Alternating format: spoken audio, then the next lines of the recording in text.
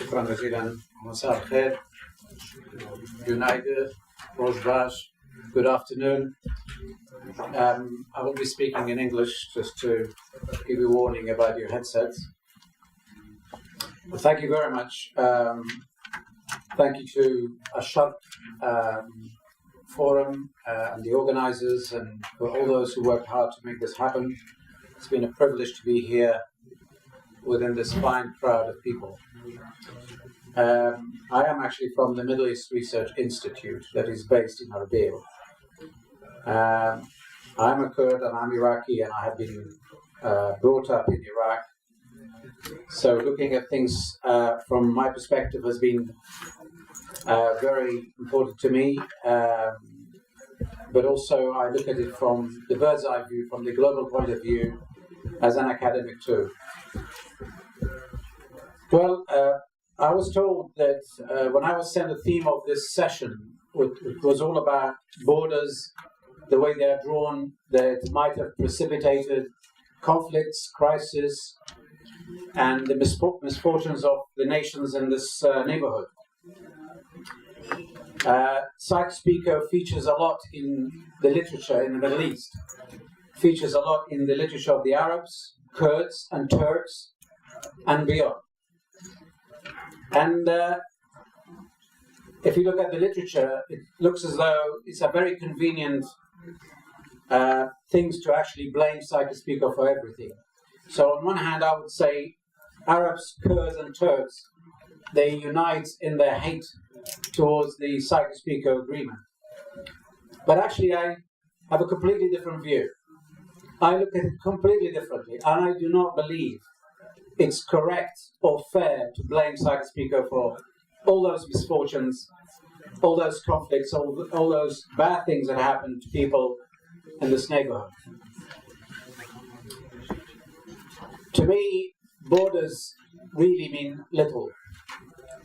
It's the governance system, it's the politics, it's the lack of inclusiveness that mean a lot.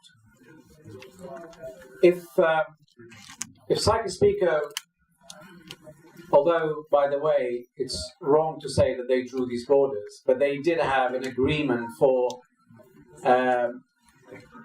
dividing the Ottoman land that they occupy into areas of influence, but eventually it evolved into borders. So there were further negotiations. If they had not drawn the borders the way they did, how do you think they should have done it? At the end of the day, they would have done it. They would have drawn borders. If they had not done it this way by rulers, how do you think they should have done it? No matter what they had done, we would have ended up with conflict. We would have ended up with never-ending crises, unhappy nations, poor governance, lack of prosperity, lack of investment in state building, and so on. If you look at the way that United States evolved, what is it that made so many countries and states join the United States? That it grew without invading those areas around it. What made Eastern Europe detach itself from the Soviet Union, from Russia, and rush towards Western Europe? What made Europe, Western Europe, grow since the Second War and grow further after the collapse of the Soviet Union? And what is it that makes MENA countries fragment and go from big to small and small? I think it is to do with what happens inside these countries. And I have my country to give you as an example, and this country to give you an example. There's a pattern everywhere. Pattern of nationalism and ultranationalism, Islamism, secularism, you name it, is being used to overwhelm.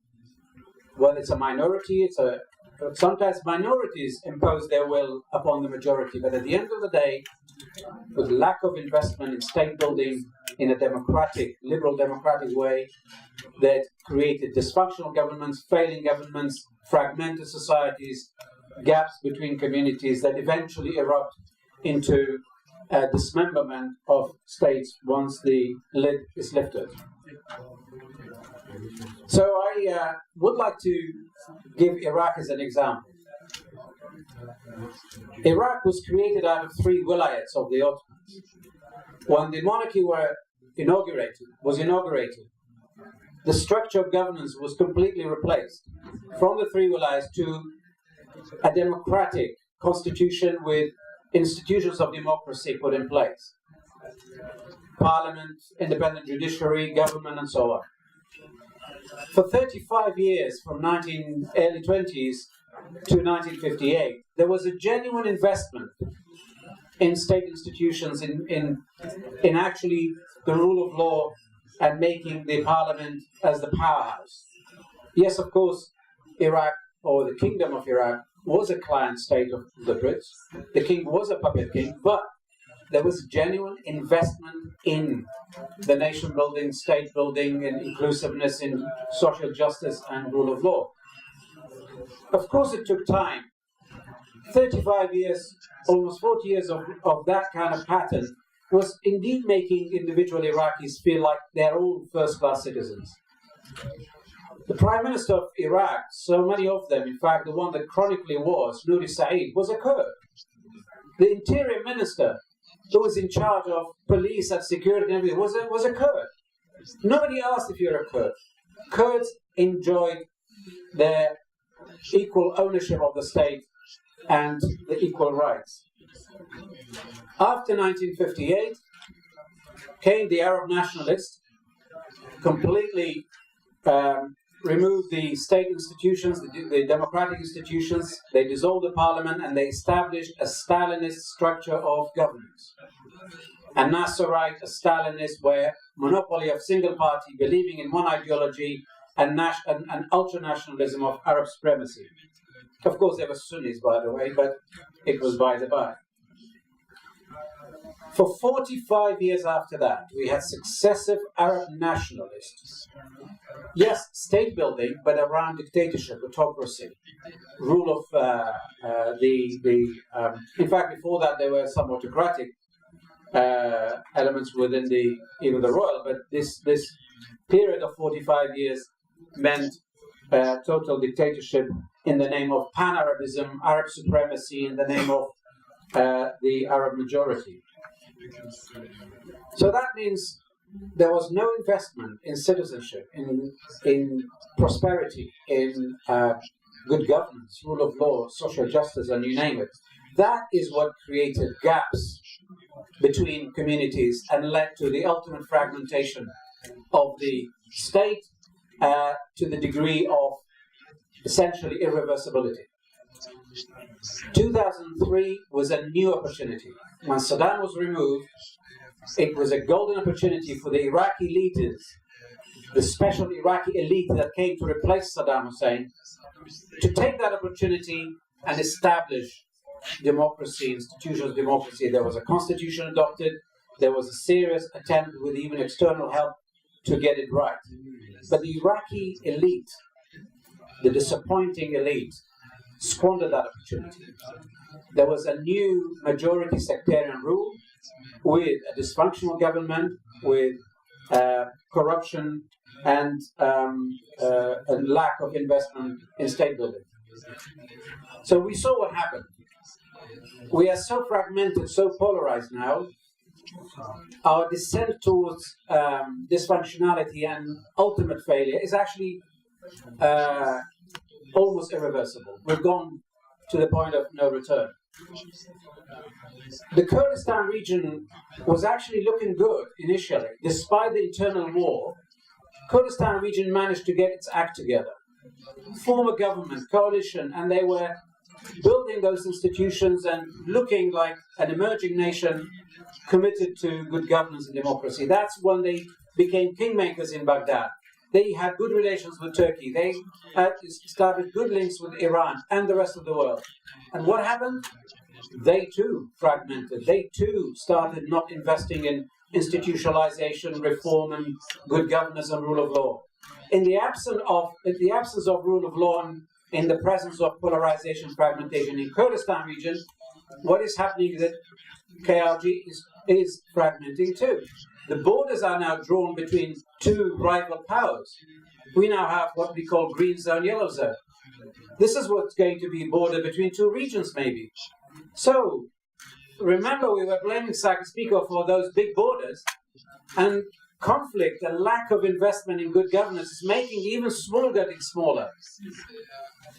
And instead of small getting bigger and bigger, the Kurds, being minority, being victims of majority rule of nationalists, aspiring to expand the border to re-include the lost territories, the one they lost to Arabization and genocide, they were aspiring to get those disputed territories back.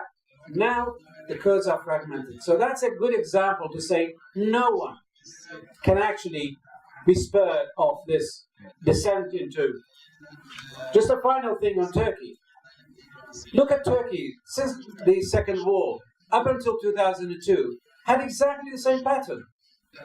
Nationalism in the name of secularism. Again, where were the Kurds? Where were the minorities?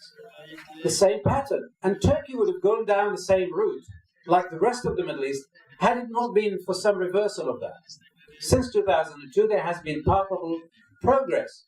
Milestones have been achieved in democratization, in opening up, in economic prosperity. But this is nowhere near complete.